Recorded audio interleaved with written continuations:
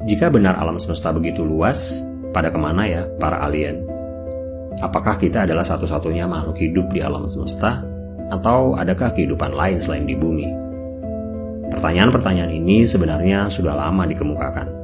Sebuah paradoks antara teori yang mengharuskan adanya peradaban makhluk ekstraterestrial yang jauh melampaui kehidupan di bumi dengan absennya bukti ilmiah yang pasti tentang keberadaan mereka. Paradoks ini diberi nama Fermi Paradox setelah fisikawan Italia Enrico Fermi yang pertama kali menanyakan pertanyaan ini pada tahun 1950 dan tidak ada yang tahu jawabannya hingga saat ini. Pertanyaan ini sangat mengganggu karena alam semesta kita katanya punya diameter 90 miliar tahun cahaya, punya setidaknya sekitar 100 miliar galaksi yang masing-masing terdiri dari 100 hingga 1000 miliar bintang dan sekitar 10 pangkat 20 planet yang tersebar di alam semesta. Atau bisa ditulis dengan angka 1 dengan 0 segini banyak. Saya jadi teringat sama anglerfish di film Nemo. Di kedalaman 3000 kaki di bawah laut, kira-kira mereka sadar nggak ya ada kita? Ada kodok, cicak, kucing, kecoa, hingga bulan, matahari, dan bintang-bintang. Kelihatannya tidak. Tapi seperti halnya anglerfish yang mungkin nggak menyadari keberadaan kita, begitu juga kita yang mungkin nggak sadar ada makhluk lain selain manusia di alam semesta. Meski begitu, setidaknya para ilmuwan kita telah mempelajari bahwa ada banyak sekali planet-planet yang jumlahnya mungkin triliunan yang layak huni di alam semesta ini. Nggak usah jauh-jauh di alam semesta yang luas, karena sangat sulit bagi kita untuk menjangkaunya. Cukup di galaksi kita, Bima Sakti, yang setidaknya punya sekitar 400 miliar bintang. Ada sekitar 20 miliar bintang yang mirip dengan matahari kita di sini.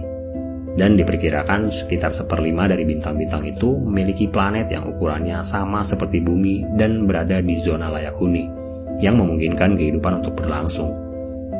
Anggap saja 1%-nya dari planet-planet itu punya kehidupan. Setidaknya ada 10 juta planet yang punya penghuni di galaksi kita. Tapi sekali lagi, kemana ya mereka? Nggak ada SMS atau telepon barangkali. Bahkan nggak ada yang menjawab panggilan kita. Kita benar-benar seperti sendirian di alam semesta.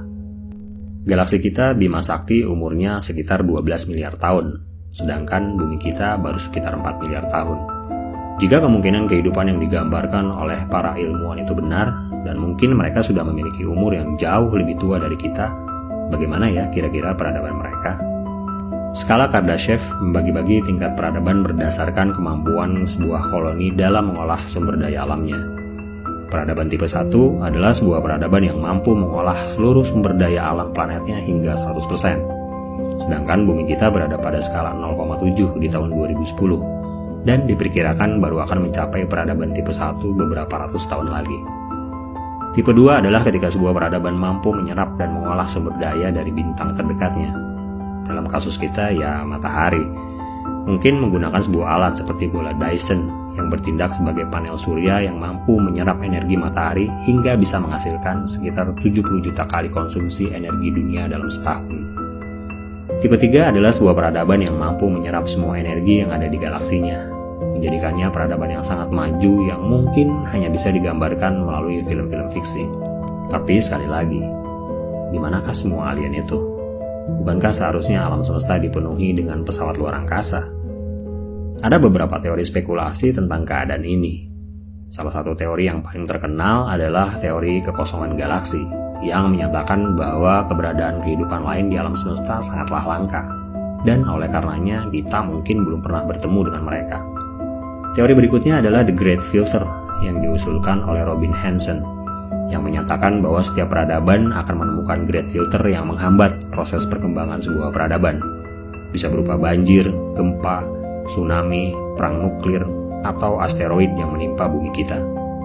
Gak usah jauh-jauh, kita bisa berkaca pada diri kita sendiri. Setidaknya ada peradaban bangsa Maya, Sumeria, Romawi, Mesopotamia, hingga Atlantis. Peradaban-peradaban yang dulunya jaya, akhirnya musnah dan hilang dengan sendirinya. Dan jangan lupa sama Perang Dunia I, Perang Dunia II. Dan seperti yang dikatakan Albert Einstein, aku tidak tahu senjata apa yang akan digunakan dalam Perang Dunia III, tetapi Perang Dunia keempat akan menggunakan tongkat dan batu. Oh ya, by the way, negeri Konoha juga punya masalahnya sendiri, Great Filternya sendiri. Salah satunya, meski bukan satu-satunya, adalah korupsi. Lah kok jadi ke sana? Tapi mungkin para alien itu juga sama seperti kita, gagal sebelum mereka sempat melintasi galaksi. Atau barangkali kita memang cuma satu-satunya.